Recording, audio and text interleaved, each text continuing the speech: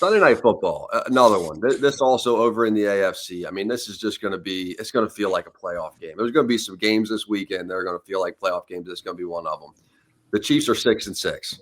It is going to be defending Arrowhead. They're defending Arrowhead. They're defending this era of Chiefs football on their home field. Texans at Chiefs. First thing that pops into your mind, Rodney, with this one is what? It's going to be cold. The weather will definitely be a factor. And you're dealing with a team like the Texans that have a great defense. Their offense is improved, but they have to go on the road. They have to play outside of that dome. And it's going to be 17 degrees. It's going to be windy, cold, and it's going to affect them. And I know C.J. Stroud played at Ohio State. A lot of those other guys didn't, and it's going to affect them. The Chiefs, this is what they do. They wake up every day to this weather. It's second nature to them. And, Coach, I believe the Chiefs will win this game. This is one game. They're going to put everything into this one game.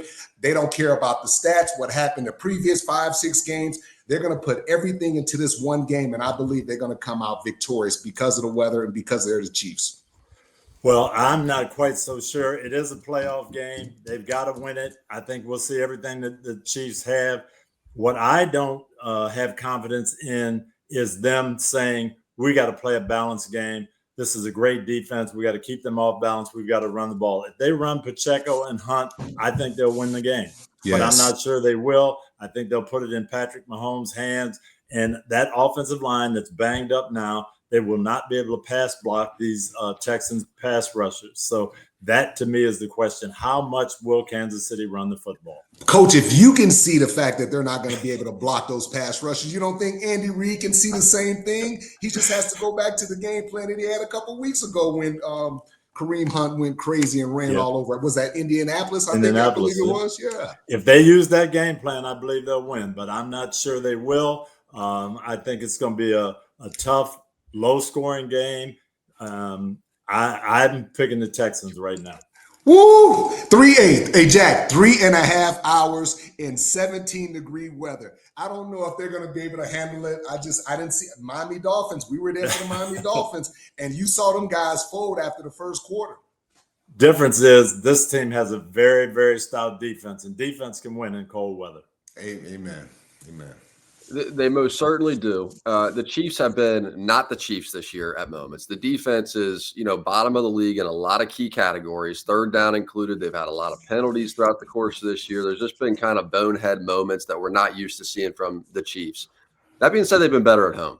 And they're going to get a chance here with some of their toughest games down the stretch to be on the home field. Denver, the Chargers, the Texans. They're going to have a chance to defend Arrowhead. And I said this to Rodney. I said this to you guys both on the meeting yesterday. Andy Reid's going to be 68 years old. Travis Kelce's going to be 37 years old. Chris Jones has had an up and down year. This is an opportunity for them to keep this era alive. If they lose this game, there's going to be a lot of conversations about new players, new faces. Absolutely. Going in there to Kansas City. This is a massive game. Yeah, but I don't. But even if they lose, I don't think this is a massive rebuild because you have Patrick Mahomes, because you have some pieces. Obviously they're going to continue to work on the offensive line and things like that. But I don't think they have to blow it up like most teams. Most teams have to blow it up, have to find them a quarterback. They don't have to do that. Yeah, they might get rid of Chris Jones. Travis Kelce might go into broadcasting and retire. But those guys, eventually you're going to have to replace those guys. But I like what the Chiefs have done. I think they put themselves in this position. At the end of the day, like I said earlier, it doesn't matter what happened in the previous games. They're putting all their chips in right now. Andy Reid is telling those guys, forget about the stats. We're going to go all in, and we're going to win this one game. And that's what great coaches tell you. No, that's where they are. And this is the first of 11 maybe playoff games for them. That's where they are. We've got to win to keep going. If we don't win this game, we've got 4 games left, but the season's over. Yeah. So that's what you're going to see. You're going to see the best that Kansas City has. It's going to be a tight game. It's going to come down to the fourth quarter, and somebody's going to have to make a play to win it. They've been able to do it in the past. Haven't done it that well this year. We'll see what happens. Guys, I just like to say this too. D'Amico Ryans, to me, kind of reminds me of a young Tony Dungy. Just the level of respect that the players have for that guy in the locker room, the way he's come in, the way he's impacted these players, the way he's pushed them in a respectful way. They really respect and admire this guy, and just reminds me of a young Tony Dungy. So, Coach, you know what? You're doing great things because a lot of guys are paying close attention to you. Keep it up.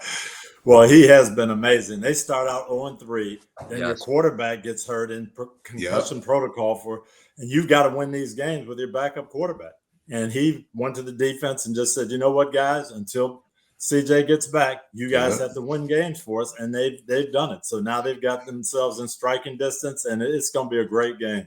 And props to David Mills, too, who really played well as a backup quarterback coming in there and getting it done. And the Chiefs started 0-2. So this is a game. It's a good reminder that these were the slow starters out the gate. It looked bleak for the Texans at moments of this season. And so their ability to just survive and then build wins, now get their quarterback back, survive some of the offensive line issues that they've had. I just wonder, just as a matchup, does Kansas City have the pass rush to affect CJ enough? Because that has been an issue for the season. No, they got to blitz. They got to blitz to create pressure, and that blitz might come on second down, might come on first, might come on third. They got to do a lot of disguising in the secondary, but they're going to have to blitz George Karlaftis. He's not getting pressure. Chris Jones, when he has one-on-one, matchups, he'll beat the guy, but for the most part, he's getting double teamed. So yeah. Yeah, no, they don't. And how CJ handles that pressure, if he can see it, get rid of the ball, don't turn it over, they're going to be tough to deal with. The other side of it is the same way, that you're going to be in these tight games, fourth quarter, you've got to make a play. I'm going to give you a prediction. One of these teams, whoever wins this game, is going to make the playoffs, and nobody's going to want to play them in January. If the Texans win, I don't want to play them. If the Chiefs win and get in, I don't want to play them either if I'm in the AFC. If the Texans win, Coach, I'll have a different level of respect for them because they would have shown me a mental and emotional toughness that I didn't think they had. They're talented. Like when you put them on turf and I look at their defense is loaded. They're talented. And even on the offensive side of the ball, you can see a lot of potential and a lot of talent. But if they can win this game and overcome the cold and all that different elements, that's going to give me a different respect for the Texans. And I will believe exactly what you said. People will be scared of them. But if they lose this game, nobody's going to be scared to play the Texans. McDuffie, he's been viewed as one of the best cornerbacks in the NFL for the last handful of years. Not a good game for him on Thanksgiving, Rod. No. What did you see from him against Dallas in particular, and how does that translate with Nico Collins coming? Well, not even just Dallas. This whole year, he hasn't made those big plays in the passing game. They've been catching passes on him. He's an excellent tackler. He's a phenomenal blitzer. They put him at nickel and let him blitz, and that's where he's really excelled. But he struggled, and he'll have a hard time trying to defend Nico Collins. Nico's big. He's extremely fast, and Nico's tough. You can't bully him. You can't push him around, and he's going to come all night. I think that's going to be a tough matchup for him, Coach. I agree. I don't think they have anybody that can handle Collins.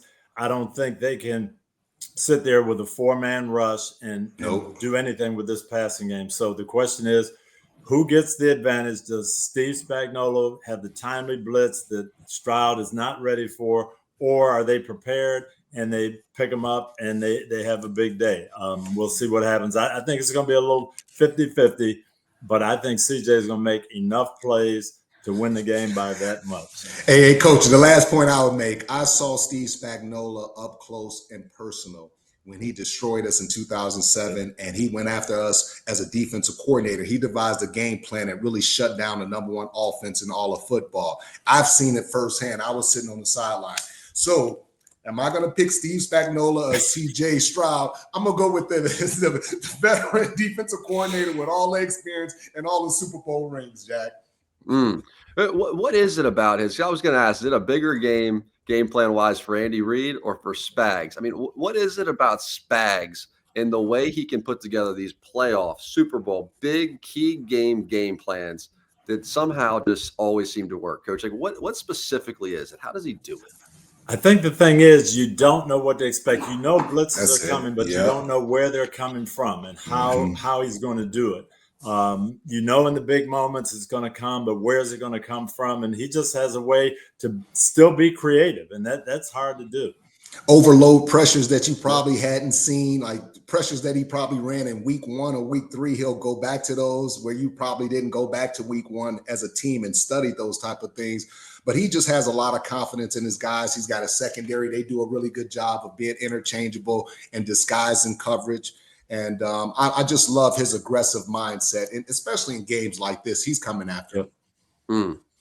We have a split board pick, man. This is exciting. Let's go. Texans, playoff football. Playoff football, we're all thinking. I mean, this is a dream, week 14. I wake up every morning and I think this weekend is going to be absolutely awesome. I can't wait. You know what Andy Reid said? You know what Andy Reid said, Jack? He said, "Go Chiefs." I did. He said they want to tickle your tonsils every play. Go ahead. But I'm with you, Jack. I think the Pittsburgh-Baltimore winner is going to go to the playoffs. Yep. I think the Indy-Jacksonville winner is going to go to the playoffs. And I think that the winner of our game is going to go to the playoffs. I don't know who that's going to be, but these are big games. Real talk. That AFC is wide open, too. It's wide open for either one of these two teams. Fellas, appreciate you so much. Cannot wait to get out there to Kansas City, Arrowhead, for that playoff atmosphere. Going to be spectacular. Rod, final thought. What is it? Dress warm, my brother. Bring your. Hey, do you need me to get you some snow pants? Because I can pick you up some. Probably. Right, you wear a large, so I got you. I will be dressed warm. Awesome, guys. I'll see you both out there. Cheers to you both. Hi, I'm Mike Tirico, and thanks for watching. Make sure to hit subscribe for the latest news and highlights from NBC Sports.